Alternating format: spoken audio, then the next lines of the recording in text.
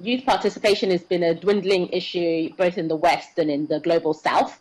That's partly because young people find the democratic structures quite frustrating. And activism has been one of the things that we've seen as a trend that has emerged with young people. So when you look at the Arab Spring, or you look at some of the riots that happened in Europe, it is about young people who really care about issues, but maybe aren't that interested in political structures. So in terms of kind of where Nigeria is at 53, I think you have to kind of set it within the context of the wider world.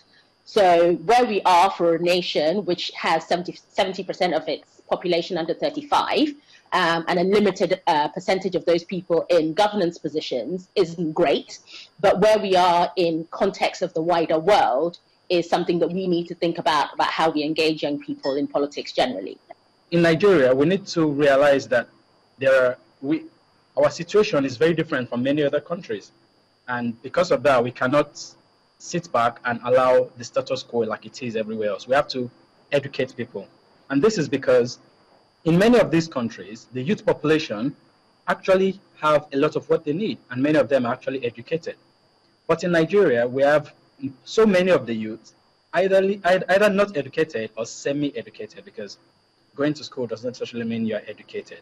So you have many of these people ready to give up their vote for 1,000 naira, ready to give up their vote for as little as 500 naira on election day, and not putting into consideration the long-term effects.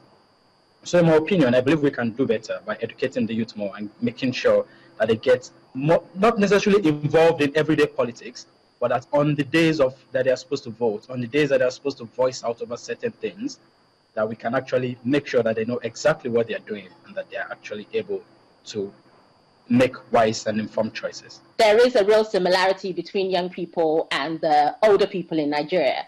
And that's part of our problem as Nigeria. I think we all think, there's this quick fix. It'll be this one great minister. It'll be this one great young person. And all of a sudden, Nigeria will be like a nirvana. Everything will be perfect. There is no country that gets fixed by like magic. It is hard work. It is slow. It is tedious. And it has to be consistent. So in terms of kind of young people, what I'm really interested in is some of the stuff that I do here about kind of helping 15-year-olds to think about how they can improve their local area, helping 18-year-olds to think about how they might want to engage in local government, helping 25-year-olds to think about what they might want to do with local political parties to kind of engage in policymaking, to engage in decisions that happen in their local area.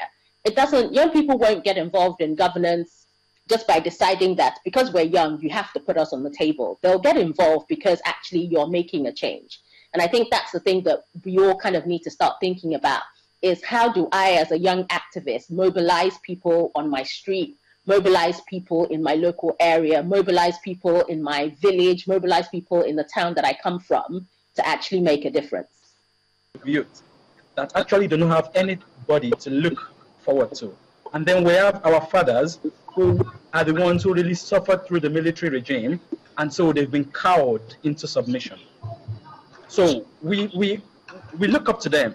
We grew up knowing them. We grew up knowing our fathers to give policemen 20 naira and just go past the checkpoint.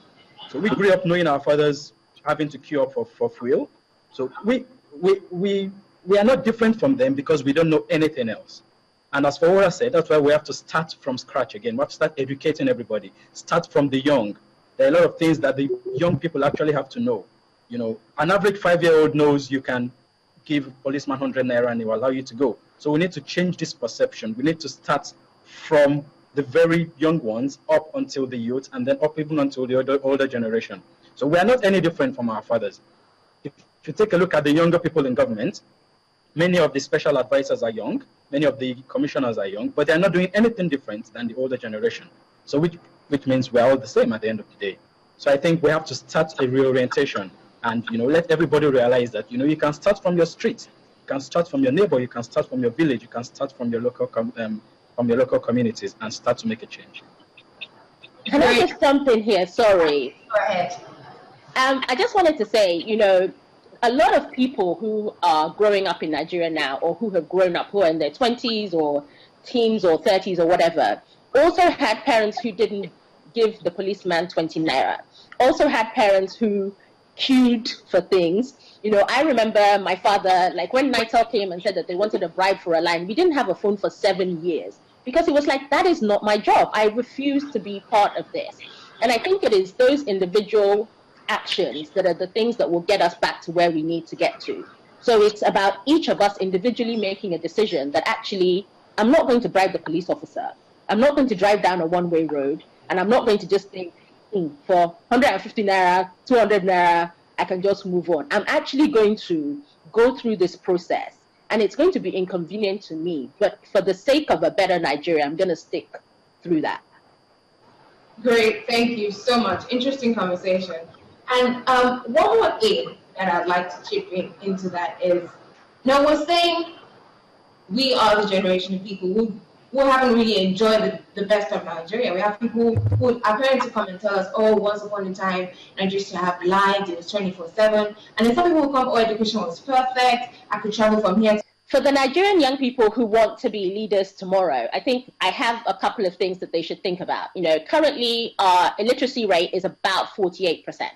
So, you know, you're dealing with a nation of people who basically can't read and write. Yeah, that's like what you're inheriting from these elderly people that you want to take over from. And you're talking about, you know, a population that has about 5% roughly who are graduates. There isn't a mass of kind of intellectual capacity within the Nigerian kind of population. So while you think about kind of taking over, you need to think about, how do I engage with people who are not like me? Because very often the Nigerian young people that we're talking about who are looking for governance are people like me or like Ife, who have gone to school, who have graduated, who have good degrees, who are really smart. We are not the poor 17th child of the 5th wife of someone's malam. We're not that person. And how do you engage with the reality of that person's life to make sure that when you're leading, what you're doing is not just creating a bubble for yourself and your friends who fly and go to Dubai and do everything else, but you're actually meeting the need of people who are terrified of getting vaccinations, who don't understand that, like, when lightning comes down on a tree, the tree will catch fire, and that's normal. How do you kind of make a connection with those people to make sure that you can lead? And so for me, for any Nigerian young person who is thinking about that, you have to invest a lot of time in kind of grassroots understanding of the Nigeria that you want to lead. Because Nigeria is not Lagos, Circle, Port Harcourt, Circle, or whatever it is. The Nigeria that you're going to govern is little villages outside, you know, Ikene, outside, you know, like tiny places where people are packed in and have no idea about Twitter or Google Hangouts or whatever. So, like, what are you going to do to engage with those people? I think the Nigerian youth are ready, actually, to take the mantle of leadership.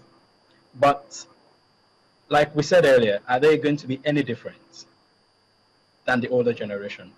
So, if you're looking for people who, Nigerian youth who can hold positions in government, Nigerian youth who can hold positions in MDAs, Nigerian youth who can lead certain implementation policies and programs, I'm sure we can find them.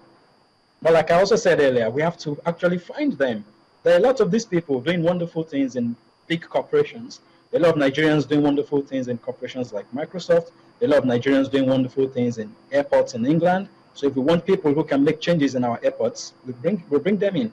There are a lot of people, Nigerians doing wonderful things in pharmaceutical industries in America. Where are they? We have to find them. So I do believe, what I'm saying is there are a lot of them who are actually ready, who have this in them, but who are more interested in other things, who are more focused on other things. Some of them are more focused on their jobs. Some of them are more focused on social media. But you see, some of them, many of these people that you see, like, for example, all the youth on Twitter, if you do a survey and you ask them where are they from, you discover some of them are from these villages in Okene, some of them are from these villages in Kefi, in Kontangora, you know, but they've totally alienated themselves from these communities. So we all need to start making these changes from the people that actually need to hear the message, people that actually need to be governed. We need to go back to our local communities. I'm a very, very strong advocate of going back to your local communities. We need to go back.